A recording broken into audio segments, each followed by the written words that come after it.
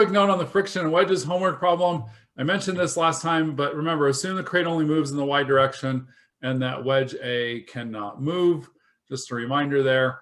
And so then today, friction on flat belts here. Our learning objectives, we need to be able to express the mathematical relationship between the tensions in a belt with friction based on the direction of impending motion. So impending motion is still super key. And then of the belt relative to a fixed peg and a moving pulley. These are very applicable things. Like a fixed peg, we'll look at a demo that I did with a fixed peg, and that's kind of a rope going over or a flat belt going over a fixed peg. A moving pulley, that's like the belts, the fan belt in your car, your serpentine belt. Lots of different applications for this in real life. And we'll write down this equation. That's the equation we're going to use. We also need to be able to calculate beta. Beta is the angle of contact. And so we'll talk about that, because that's going to be key. That's part of our equation up here. And then we also need to have our equilibrium equations, of course, right? For moving pulleys with respect to T1 and T2 are the forces on each side of that pulley. Moment is an applied couple moment. And then we are going to draw FADs and solve for unknown forces that have sliding on flat belts. And so our homework, we're actually going to see it's not just belts. It's also going to include some blocks and some wedges as well. So over here for this one at D, we have this is a pulley. Now, anytime we have a pulley, that's frictionless. So that we would have whatever P is occurring here would also occur in this one right here. And then this one, this is a fixed peg over here. And so we need to be able to figure out, okay, if we know this tension down here, then we can find this tension over here, and we'll talk about that. Now, the other thing that we need to start watching out for on these homework problems, and these will not be due until after the exam, but it tells us for the smallest t, for block B to move. Okay, now there's a couple of different ways that these can move. A and B could move together. So there's two modes that can happen. A and B move together, or we could have B slides out from underneath A. Now, if A and B move together, doesn't that mean that the force of friction between A and B is going to be less than mu times N? If B slides out, then the force of friction is equal to mu times N, because we've reached that limit, right? Remember, this is impending motion. We're thinking about them moving, but it's really just when they're on the verge of moving. And the smallest t, that's what tells us that it's impending. We're at the limit, right? And that, but the limit could just mean we reach our limit down here, or do we reach our limit down here and in between A and B? Similar kind of thing is going on, but now tipping or slipping. On this homework, we're asked to find the largest mass of C, so C over here, so that block A doesn't move. So again, it just says it doesn't move. This one could be a tipping or a slipping. Now, if we draw the FBD of this block here, we'd have some tension here from A to B, and we'll talk about how we're going to do the relationship along a fixed peg here to say what's the, if we have TC, how do we figure out the relationship between TC and TAB? That's what we'll focus on today. But we did do a tipping problem before, and we said, okay, well, the normal force is going to go at the corner, and then our frictional force is going to resist our impending motion here. And so if this is, now our problem we were slipping and tipping at the same time. This one of them is going to occur before the other. And it's going to be whichever one occurs first, right? So maybe, let's say if friction occurs before tipping, well, that means that the force of friction would be equal to mu times N. But then if we need a smaller force for tipping, so maybe we say, oh, well, force of friction is equal to mu times N, but then we realize, oh, actually, it's actually going to tip before it slips. Well, then what do we do? Now our force of friction is actually going to be less than mu times N at that point in time. So what we're trying to do is figure out, is force of friction equal to mu times N, or is it less than mu times N? We can do that by assuming one or the other. We can do that by setting up relationships and seeing which one is going to give us a smaller one. A bunch of different ways to do that. But go back and take a look at our slipping and tipping problem that we did, so you can look at all those details for that one. Okay, and then our last homework problem here, find the largest mass of B. So we're looking for B to prevent B from sliding down the plane there. So that also tells us, like, largest mass is telling us that we're on the verge of things sliding. And then to prevent B from sliding down the plane, that tells us the direction of impending motion of B, and then the direction of impending motion of A would be going up. This one, we are not concerned with if the force of friction is equal to mu times n or less than, because if this thing starts to move, everything is going to move. And it specifically states in the problem just sliding. It doesn't say if it moves, and then that's indicating that it could be slipping or tipping or things like that. And actually, we're going to do a very similar problem here today as that last homework problem. This is up on Canvas as well. B has it, now we're given, so it's slightly different given information in this one than the homework problem, but we're going to try to find the smallest mass of block A to prevent B from sliding down the ramp there. Okay, let's, so we'll do that problem here in a second, but before we do that, I'm going to scroll back up and let's go through, let's go through this friction on flat belts thing here. So for friction on flat belts, let's talk about how we deal with the friction on there. And so what we're dealing with is like something where we have, like, you know, maybe, and let's draw a nice big picture. I'm going to try to draw a semicircle here. Let's draw a nice big picture here. And so I'm going to say, like, this is half of a, just a semicircle here. And we'll say that this is fixed. Okay, so this is our fixed peg here. And what we're going to do is, if we have like a cable or a flat belt, not a cable, if we have a flat belt that goes over this thing, and let's say maybe it hangs straight down over here on this side, and we can call this one T1, and then it comes over this and it goes over this semicircle, and then maybe it doesn't hang straight down on this other side. Maybe it's just going off at some angle over here, and so this is going to be T2 over on that side. Now we're going to want to look at, then what we want to come up with is a relationship between T1 and T2, given that we do have friction along that contact in between the flat belt and that fixed peg. And so very similar here to this picture that we just drew, I've got a little video demo that I made yesterday. Do a demo for friction on flat belts. I've got a mass here, and I'm going to figure out how much this mass plus my strap here is going to show up on my luggage scale here. It's about 2.4 pounds. And now what I want to do is I'm going to take this flat belt and I'm just going to put it over my Nalgene water bottle right here. And so this is the same kind of thing we're going to see in our problems in statics.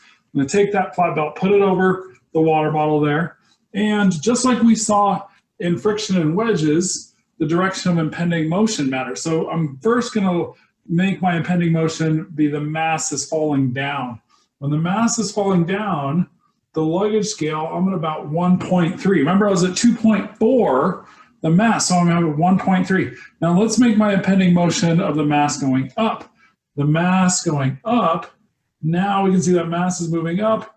I'm getting almost to 4 pounds right here, 3.7, 3.8 pounds as that mass is going up. I have to hold my water bottle so it doesn't fall right here. And then let me change something else as well. Let me make this flat belt, let me make it wrap around once around my water bottle right here. and we'll do the same thing. We'll have the two directions of impending motion, one going up, the other one going down. So how about going down? Oh, actually going down, I'm almost zero right there. I'm basically zero. You see it does fall. So maybe I'm like at 0.1 or so on the force that I'm getting over here. And then if I go the other direction, so I'm having to really pull okay, there it moved. I was about 11, 13, 14 pounds or so. So we can see that it definitely, the direction of impending motion matters a lot. And also the amount of contact that we have on there matters a lot. So let's go into the math now and look at how we can calculate from the forces on both sides of a flat belt with friction.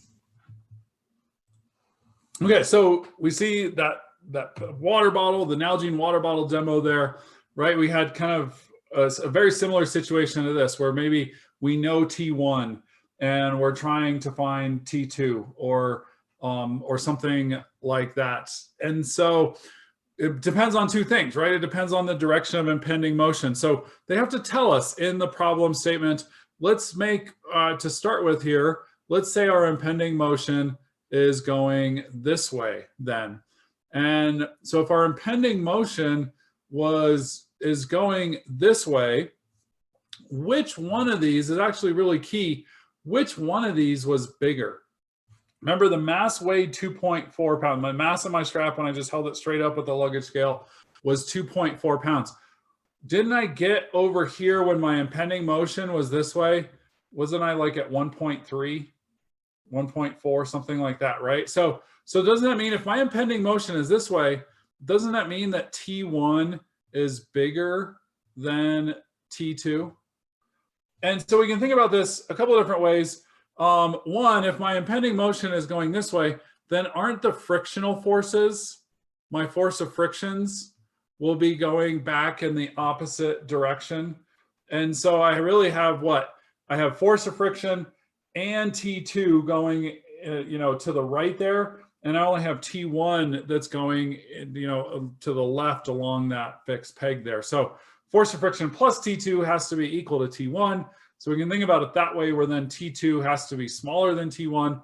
The other way you can think about it is which side is winning? Well, if it's moving this way, then isn't T1 winning? And it's like, if you think about this like tug of war, then it's got to have a larger value for it to be winning. Okay, so T1 is bigger. So that's really our first thing, is we got to be able to say T1, which one is bigger? Is T1 bigger or is T2 bigger? And then the other thing is the angle of contact. And that's what we're going to call beta. And so for this one, the angle of contact here would be that angle right there. So that's going to be our beta right there. Now, our relationship that we can set, and this is just an equation that we have to memorize. T1 is equal to T2 e to the mu beta. Okay, now E is just the constant 2.718. Mu is just our coefficient of friction. And beta is the angle of contact in radians. All right, now that we have this, that we're doing E to the something, with that constant, we got to do beta is going to be in radians here. So, okay, so we just have to memorize this equation or be able to look this equation up. Now it actually, T1 doesn't always have to be on the left. T2 doesn't always have to be on the right. It's actually the bigger one always goes on the right. So the larger T always on the right. And if we think about this mathematically, if you look at this equation mathematically, like let's go back to a frictionless pulley. And if we have a frictionless pulley, regardless of the angle of contact, mu is 0, right? So what's e to the 0? If we have a constant raised to the 0, we just get, I see people reaching for their keyboards, 1. Yeah, right? So it's just 1. E to the 0 is 1. So what does that say? That says that T1 is equal to T2, right? We're back at our frictionless pulley. So we can see that equation actually works for frictionless stuff too. Now, as soon as mu is even just a tiny, tiny little value, like let's say mu is equal to like mu times beta is equal to like 0.1 or something really small. Well, what's e to the 0.1? It's a number greater than 1, right? It would be like, 1.05 or something like that. So we see mathematically, if this e mu beta is greater than 1, well, then for this to T1, the larger T is always going, that is not the right, is it? I just realized that on the left. Yeah.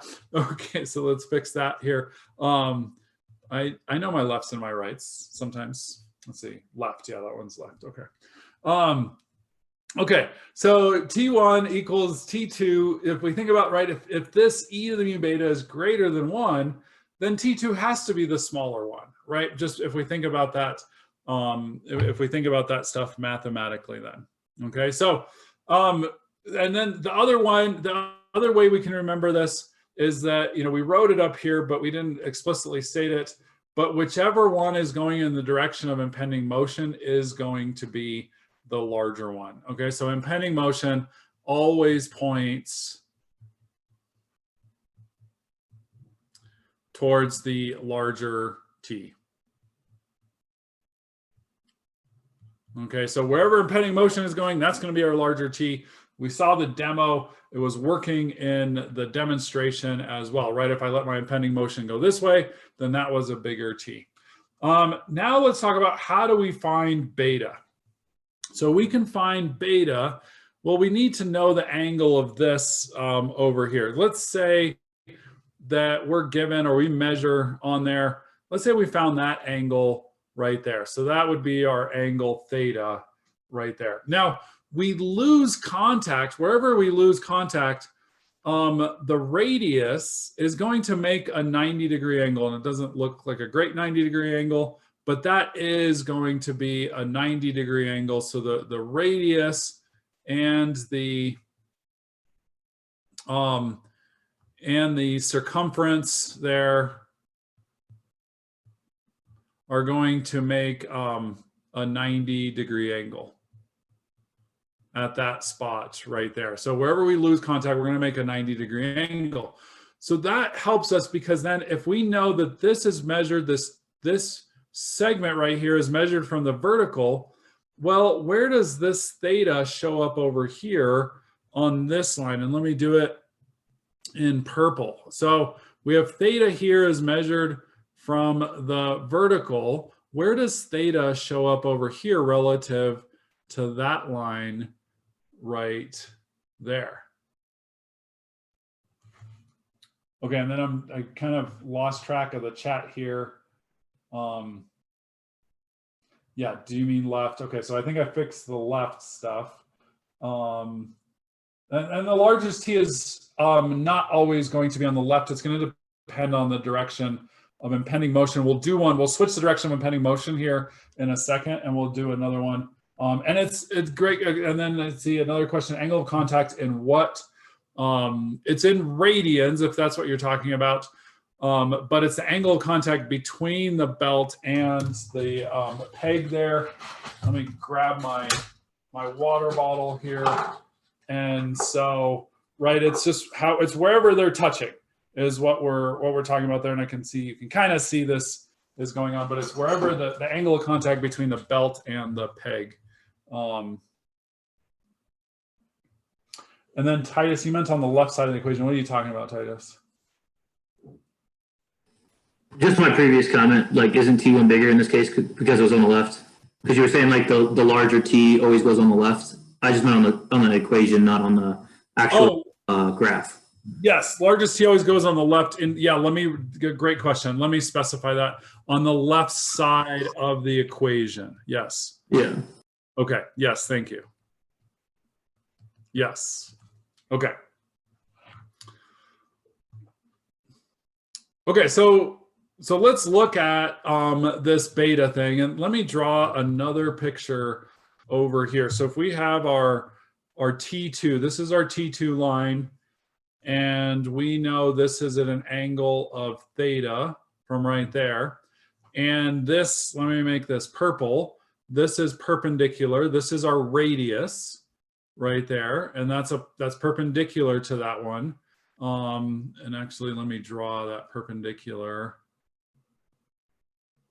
over here. I'll continue this line right here. This is a key, this is key for us to be able to do this geometry right here. So that's a 90-degree angle. This is the center of our circle right there. And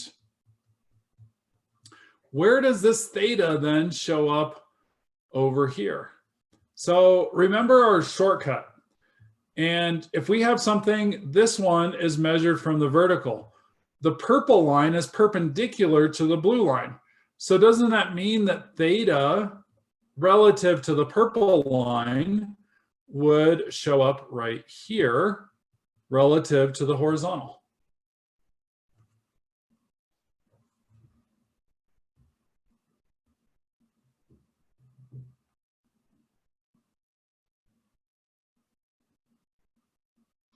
We could go through this whole geometry. We could look at drawing our corresponding angles, but we just have to switch which side they are, or which axis we measure things from. So this one's measured from the vertical.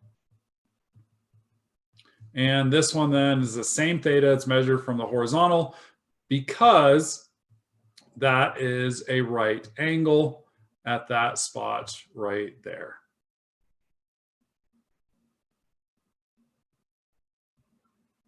Okay, so that means then what is beta going to be for this particular case? If we, in terms of theta, wouldn't beta be equal to 180 minus theta? And I like to do things in degrees first. If you want to go straight into radians, then that's great. So it would be 180 minus theta, but then we would need to convert to radians.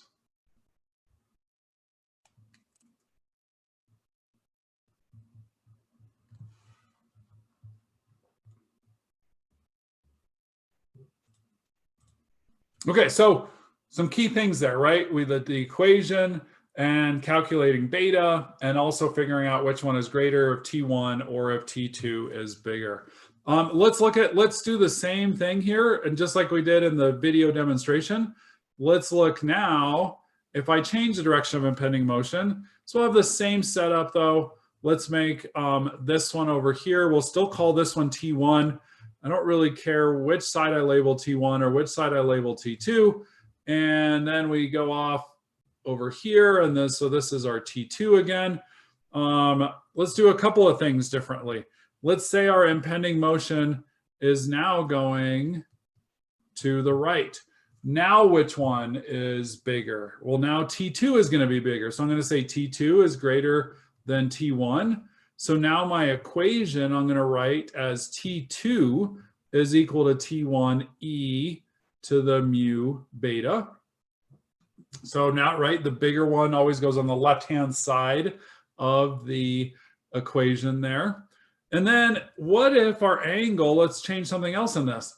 What if our angle was measured from the horizontal over here now? So let's say that's our theta. Right there. So last time we measured it from the vertical, but what if they gave us that angle measured from the horizontal? Where does that show up over here in calculating? Again, there's our beta right there. So now if this theta is measured from the horizontal, well, we know that the radius right here, we just measure from the vertical. So that is our theta right there, which would be the same as that angle right there, right? When that would be a theta and a theta. So now our beta for this one is going to be 90 plus theta, and then convert to radians.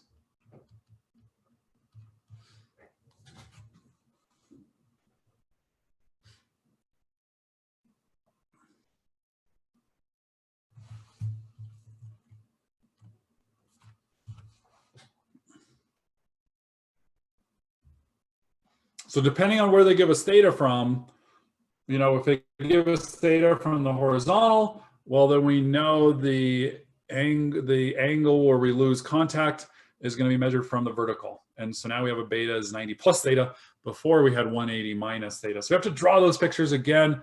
This is drawing every line like we've talked about a lot this semester. Okay, what about now? What if we had, you know, the last part of my demo is I wrapped it around the peg more than once. So if we have our water bottle here, and let's still we can still have a T1 going down like this, but let's say it goes around, it goes all the way around once, and it goes around partway. Again, we'll lose contact over here about the same angle right there. So we can make that one T2. Again, it depends on the direction of impending motion, right? So we'd have to define impending motion to figure out which one was bigger, if T1 or T2 was bigger. Right now, I just want to focus on beta. So our beta, we start here, right? That's connected to this T1 down here. So that's our right angle right there. And then let's see, what did we do? We went all the way around like this, and until we got to this spot right there. And so now our beta is going to be equal to what? 360. And then, right, because from here, just to get from here to there, that's 360. And then plus whatever is left over here, right? So whatever is left, depending on, let's go back to our original one where they say that theta is measured from the vertical here. And so that means that our theta would show up over here. I need a new color. Our theta would show up right here as from the horizontal. And so I think it'd be 360 plus a 180 minus theta for that one right there. Okay, so yeah, they can go all the way around too. We got to be able to handle that kind of stuff as well.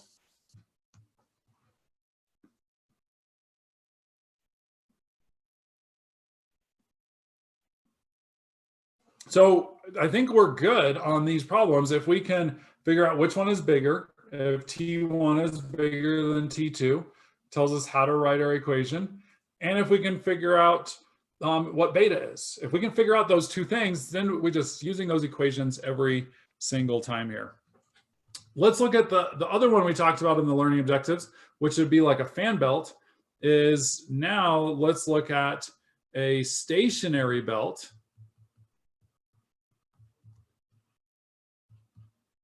with a moving pulley.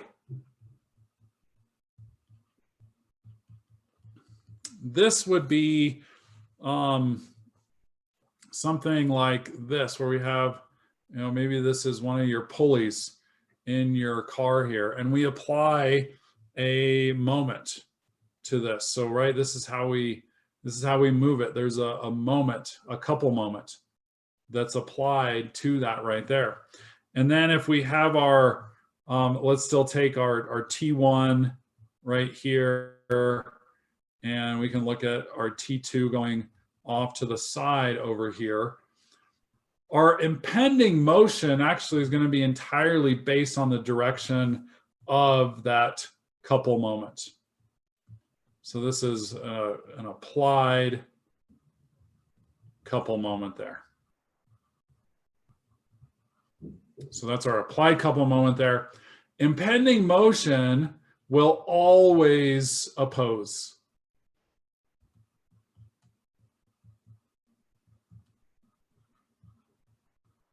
Oppose that direction of M. So as soon as we can, so we look at M and we say, okay, M is going counterclockwise. Impending motion is going to go the opposite direction. And then once we can figure out impending motion, now we know that T2 is bigger than T1. So as soon as we figure out impending motion, and that's always the impending motion of the belt, because that's where T1 and T2 live. T1 and T2 live on the actual belt itself. And so we're talking about impending motion of the belt relative to the pulley. So even though the belt is technically the belt is stationary, let me change my virtual background. So even though we're really thinking about this as a stationary thing, if we do have slipping, like so right in your vehicle, if there's no slipping, then everything is working fine. It's when we're trying to find the limit again. So when it's about to start slipping, but notice if the belt stays in the same spot and the pulley is moving, well, the pulley moves this way, the impending motion of the belt, it's a relative thing, it's moving the other direction as the direction of the couple moment. And then we could also look at, let's change the direction of the couple moment there. And so now let's say the couple moment is going clockwise around that spot right there. Now we have a T1 and our T2. Now that we have the couple moment is going that way, now our impending motion is going to go this way, and T1 would be bigger than T2. And so then we could say, well, T1 is equal to T2 e to the mu beta. So that'll give us our relationship between T1 and T2. But when we have an applied couple moment, we also need to incorporate that moment in there, right? Because this T1 equal to T2 stuff, it doesn't really incorporate whatever the magnitude of the moment is. And the magnitude of the moment changes, it'll change the magnitude of T1 and T2. So we do that by incorporating equilibrium. So we also need equilibrium for these as well.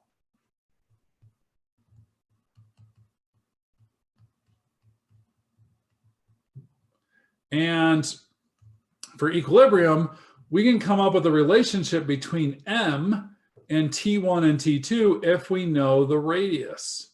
So I'm going to draw the radius up there. So if we sum moments about the center is equal to 0, we'll set our positive sign convention. We're going to end up with a T1 times R minus a T2 times R. And then in this case, our moment is going in the negative direction. So minus M is equal to 0. And so now we have a relationship that describes how T1 and T2 and M are all interacting. And so we have both things going on. We have our equilibrium, and then this equation up here, this e to the mu beta equation, we can think about that as kind of like our mu times n equation when we do wedges and blocks. Mu times n is at the limit. And so we're saying this equation up here is just like that limit, but it's for the flat belt stuff and going on an angle and taking into all that stuff into account.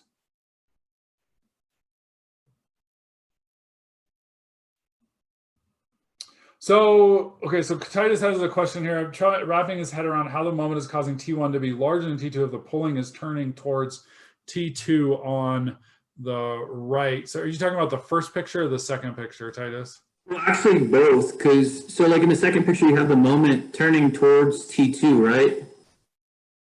Right. Would that cause the pulley to turn towards T2, wouldn't it make T2 be larger than T1? It will, as long if nothing is slipping.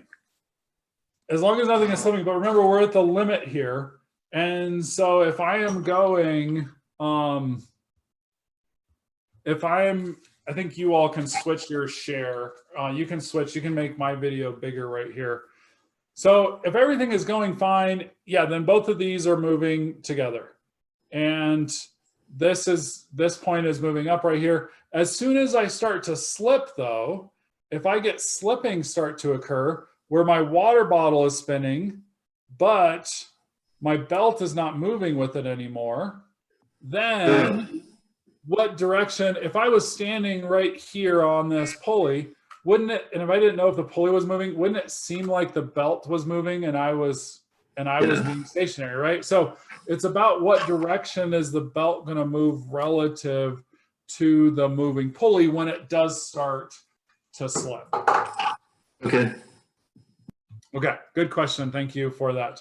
And then, yeah, we can always just say the impending motion will always oppose M because it's as it starts to slip. So like I wrote down here, that impending motion will always oppose M. So if we have an M on there, we just know the impending motion goes the opposite direction of that. So if you just want to memorize that, that's totally fine. But yeah, conceptually, like we just explained, you can think about it like that as well. What direction is the belt moving relative to the moving pulley? Okay. Great questions. All right, we've got a few minutes left here. We will at least go through, and I think, remember this is up on Canvas, but we'll at least go through the setup of this problem right here. So there's our picture. Let's go ahead and let's write down our given information. And so we've got this incline that's at a 30-degree slope there. And we've got this plate down here. And then on top of that plate, we've got a mass that's sitting on top there at A. Those two segments are parallel, the two flat belt segments that are coming out of this. So this one is parallel to that one, and then they get up to this fixed peg up here at point C. And so there's our fixed peg at point C. So this wraps around there like that. What would this angle of contact be if those two are parallel to each other? What would that beta be? Wouldn't that be 180? This is 180 degrees, right? Yeah, Damon, I saw I got that. Okay, so beta would just be 180 degrees right there. So we've got this block A, our plate B down here, our angle right here is 30 degrees. And then we have a couple of different values for mu. They're telling us that mu right here is equal to 0.3 and that mu in here is equal to 0.2 and our mu up here is equal to 0.32. Okay, and they tell us that that plate B is 20 kilograms. So the mass of B is 20 kilograms. And they want us to find, for this problem, the smallest mass of A. So smallest mass of A to prevent B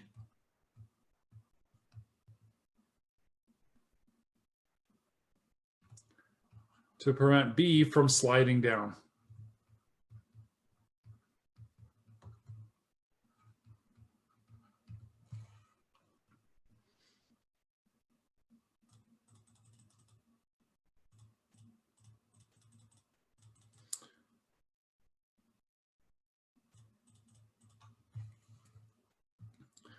So for our solution, we need to pick an FBD. And again, what are we doing here? We're picking FBDs with knowns and not too many unknowns. So what is our known? Our known is at B, right? We know the mass of B and we're trying to find the mass of A. So why don't we go ahead and let's start with an FBD of B, because that's where we have our known value there, our known MB. And so if we draw that FBD of B here, let's see, what are we going to have that's acting on this thing? Well, we'll have the tension at B. Let's call this, we can just call this TB. Oh, we're also going to have a normal force along B in the contact, right? We can call that NB. Now, we also, though, unfortunately, we also have this NA that's sitting on top of this thing, the normal force between A and B as well. So that means, so even though we know the mass of B, because A is sitting on top of B, let's look at, we'll look at this. We started with FBD of B because we have this known NB. And actually, let's get that on there as well, right? We're going to have our weight. Our weight of B would be equal to 9.81 times the mass of B. And the other thing we're going to have acting on here is our forces of friction. Now, what direction is our impending motion? To prevent B from sliding down. Okay, so this is B. So our impending motion is going to be going down, which means that our friction is going to resist that. So we're going to have FFB, and we're also going, both of them are going to go in the same direction. They're both going to resist or go opposite that impending motion, FFA as well. So we have an FFB and an FFA. Now, can we say that FFB and FFA are equal to mu times N? It's saying the smallest MA. So that smallest, when we see smallest, largest, maximum, minimum, those tell us that motion is impending. And so we can say that it's equal to mu, and I guess technically that would be mu B times NB, and FFA would be equal to mu A times NA. And I forgot to do a mu A over here, so I'll fix that on our given, and a mu C as well.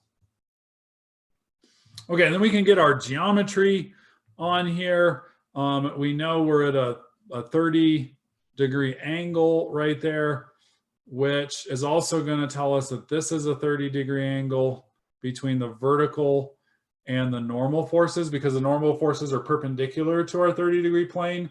So again, we just switch which axis we measure the angle from, right? We measure it over here from the horizontal, and we measure it over here from the vertical. And then the other thing I'm going to do too is figure out if I want to incline my axes. And so if we incline our axes, let's see, we have how many things on the incline? We have the normal at A, the friction force at A, normal at B, friction force at B, and TB. So we definitely have more things on an incline than we do horizontal and vertical. So why don't we go X to the right and Y to the right and up, and Y to the left and up there. So we will incline our axes. Now, even though we have a known value for the weight of B, how many unknowns do we have? We have NA, NB, and we have TB. I'm not counting FFA and FFB because those are both functions of NB, but I have too many unknowns. But we can still come up with our two equations of equilibrium. And if I do sum of force in X is equal to 0, and my X is going positive up like that, then I could write out, I could do these two equations, right? We could set up those two equations. We'd have three unknowns in those two equations. So we would also need the FBD of B. Or sorry, that was B of A as well. And we'll also need the FBD of C. And I know I'm out of time here, so I'm going to skip the FBD of A. You can find that on Canvas under those supplementary example problems for friction on flat belts. But I just want to look at C here. And we had right here a TB and a TA. Isn't the direction based on our problem statement, because B is going to slide down, our impending motion is for B to slide down. So it's going to go clockwise, which then tells us that TB is greater than TA. And that means then we can set up our equation and we would say TB is equal to TA E to the mu beta. And beta we talked about is going to be equal to 180 degrees or pi radians. Okay, so what we're actually gonna, this problem is actually, we're gonna have 5 equations with 5 unknowns. We're not gonna actually be able to solve for anything right off the bat. Your homework problem, they actually give you the mass of A, which makes things a lot easier because then you can start solving for things with that first FBD. Yes, and then I can go back to the last problem. Which last problem? Are you talking about this one or are you talking about the stuff up above? The stuff up above. Okay, yeah, and sorry I went over. You all have a great rest of your Friday. We'll see you on Monday for the exam review.